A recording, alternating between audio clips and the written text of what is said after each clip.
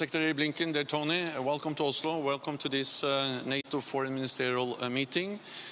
We have many issues to discuss, but let me first of all thank you for your personal commitment, your personal leadership, and not least everything the United States does to strengthen the transatlantic bond and to support Ukraine. And our support to Ukraine will be one of the main issues to be addressed at the meeting today. How to sustain and step up support, but also how to address Ukraine's membership aspirations for NATO. And I like to underline that all allies agree that NATO's door is open, as we have demonstrated with Finland and Sweden. And all allies agree that Ukraine will become a member of the alliance, and all allies agree that it is for the NATO allies and Ukraine to decide when the time is right. It's not for Moscow to decide on NATO enlargement.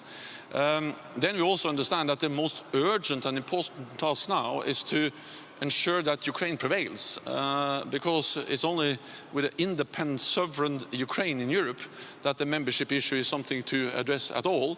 And then we also understand that this will be an issue that we need to address in one way or another when the war ends. We'll also discuss how to strengthen our defense and defense, including invest more. We should regard 2% not as a ceiling, but as a minimum, a floor for our defense investments. And then we will address how to further strengthen our partnership with the Asia-Pacific partners. And then, of course, address also how we can continue to make progress on the ratification of Sweden, to have Sweden as a full-fledged member. So once again, Tony, it's great to have you here in the City Hall of Oslo, and to have you in Oslo, please. Thank you. Jens, thank you very much. It's wonderful to be in Oslo. It's a minor coincidence that it happens to be the Secretary General's hometown, so we're very pleased to be able to share that as well. But this is a very important stop on the road to the Leaders' Summit in Vilnius in just about a little over a month's time. And as the Secretary General said, and I can really only reiterate and reaffirm what he said, we have an intense focus on the support that we're continuing to provide to Ukraine to make sure that it prevails against the Russian aggression that's now been going on for well over a year.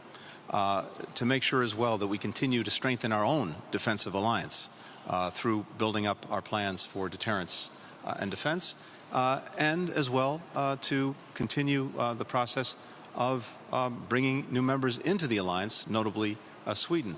Those are the top issues that will be on the agenda in Vilnius in a few weeks' time. Very much the issues that are on our agenda today, to make sure that all allies are fully aligned as we head into the Leaders' Summit. But I have no doubt that will be the case.